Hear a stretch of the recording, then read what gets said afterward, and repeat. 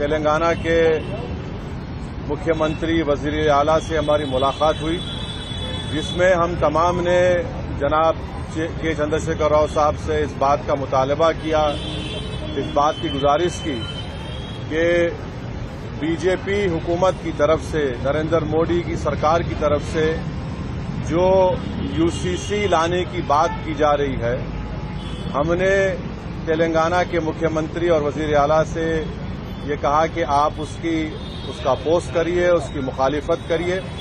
हमने chief minister को इस बात का याद दिलाया कि पिछले 10 साल से तेलंगाना स्टेट में उनकी सरकार है, स्टेट में पीस बहुत स्ट्रांग हुआ है, अमन मजबूत हुआ है। हमने चीफ मिनिस्टर को और बीआरएस के प्रेसिडेंट को ये भी बात याद दिलाई है कि पूरे मुल्क में अगर किसी असेंबली में CAA NPR NRC के खिलाफ एक रेजोल्यूशन पास हुआ था, वो तेलंगाना की असेंबली में सबसे पहले हुआ था। और हमने चीफ मिनिस्टर को अपने रिप्रेजेंटेशन में ये बात दिलाई कि जब CAA का रेजोल्यूशन तेलंगाना में असेंबली में पास हो रहा था, तो उस वक्त बीआरएस की हुकूमत ने, सरकार ने उस रेजोल्यूशन में प्लुरलिज्म और सेकुलरिज्म की बात की। तो हमने चीफ मिनिस्टर को ये बावर किया, ये इम्प्रेस किया कि यूसीसी हमारे देश के प्लुरलिज्म के लिए एक अच्छी बात नहीं है, सेकुलरिज्म के लिए अच्छी बात नहीं है।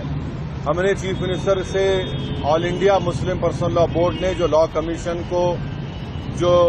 All India Muslim personal law board ने एक नोट दिया है जो 74 पेजेस पर मुश्तमिल है, उसके इम्पोर्टेंट पॉइंट्स हमारे प्रेसिडेंट मौलाना खालिद सैफुल्लाह रहमानी साहब उनको बताए हैं कि कैसे बीजेपी यूसीसी के नाम पर इस मुल्क के प्लुरलिज्म और सेकुलरिज्म को कमजोर करना चाहती है।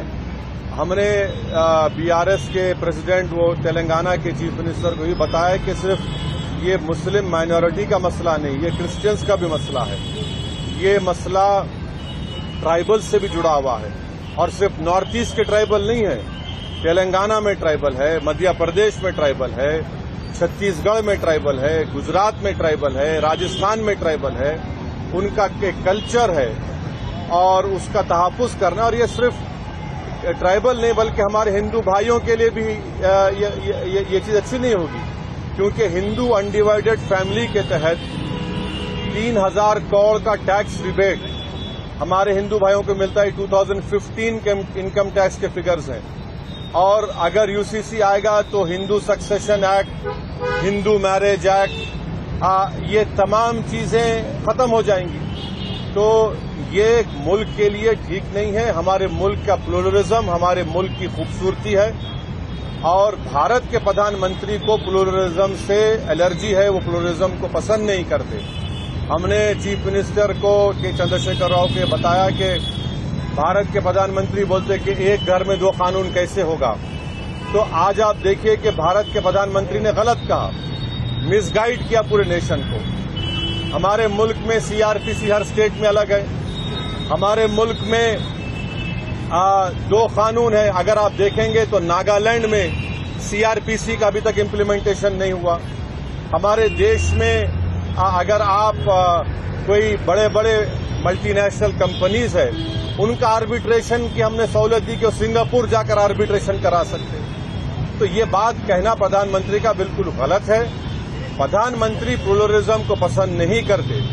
तो ट्राइबल का मसला है, सिर्फ नॉर्थ ईस्ट के ट्राइबल का नहीं है।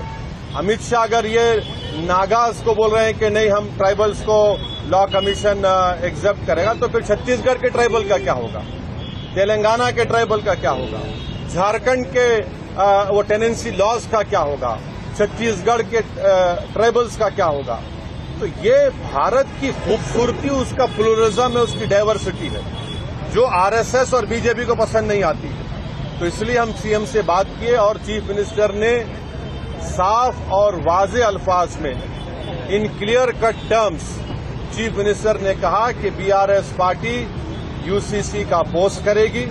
बल्कि चीफ मिनिस्टर आगे बढ़ के ये बात कहे हैं कि वो लाइक माइंडेड पार्टी से भी बात करेंगे। हमसे भी कहा कि हम भी जाकर लाइक माइंडेड पार्टी से बात करें, मैं तेलंगाना के डेलीगेशन के बिहाफ पे तेलंगाना के सीएम का शुक्रिया अदा करता हूं कि उन्होंने इन नो क्लियर का बल्कि क्लियर कट उन्होंने कहा कि हम यूसीसी का अपोज करेंगे और देश में बहुत ज्यादा दूसरे मसाइल हैं और उन मसाइल पर बीजेपी नाकाम साबित हो रही है, इसीलिए बीजेपी ये सब चीजें देश के सामने ला रही है। तो हम उनका शुक्रिया अदा करते हैं। उनकी पार्टी की तरफ से भी एक प्रॉपर मेरे ख्याल से आप लोगों को स्टेटमेंट भी आएगा और मैं आपके जरिए से हमारे आंध्र प्रदेश के हमारे दोस्त जो चीफ मिनिस्टर जगन मोहन रेड्डी है उनसे भी मैं अपील करूंगा कि जगन मोहन रेड्डी के हम आंध्र की पॉलिटिक्स को समझते हैं, मगर हम उनसे अपील कर रहे हैं कि वो उनकी पार्टी यूसीसी का अपोज करे। जो पार्टी प्लूरलिज्म को मानती है, जो भारत के डाइवर्सिटी को मानती है, जो भारत एक मोज़ाइक है उसको मानती है, तो उनको यूसीसी को अपोज करना है। और अगर जगन मोहन रेड्डी टाइम देते हैं तो हम भी जाकर जगन मोहन रेड्डी से मुलाकात करेंगे।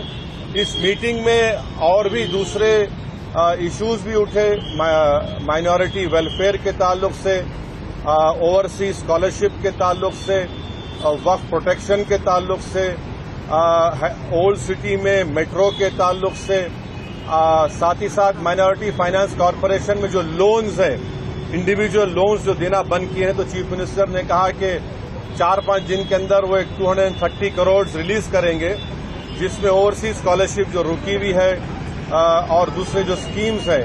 तो ये एक मोटी मोटी बातचीत हुई है।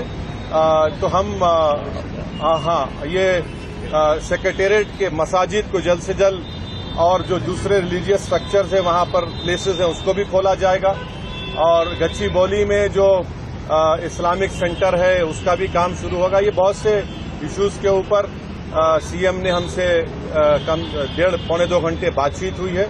हम शुक्रगुजार हैं। इस मीटिंग में केटी रामाराव साहब भी थे। चीफ मिनिस्टर ने हमसे कहा कि मैंने इस मीटिंग की इम्पोर्टेंस को समझते हुए उन्होंने राज्यसभा और लोकसभा के अपने फ्लोर लीडर्स को भी बुला लिया और उनसे भी कहा कि वो यूसीसी के ताल्लुक से clear cut stand BRS party का है कि उसको अपोज करते हैं। ये आज की गुफ्तगू का एक मोटा मोटा है।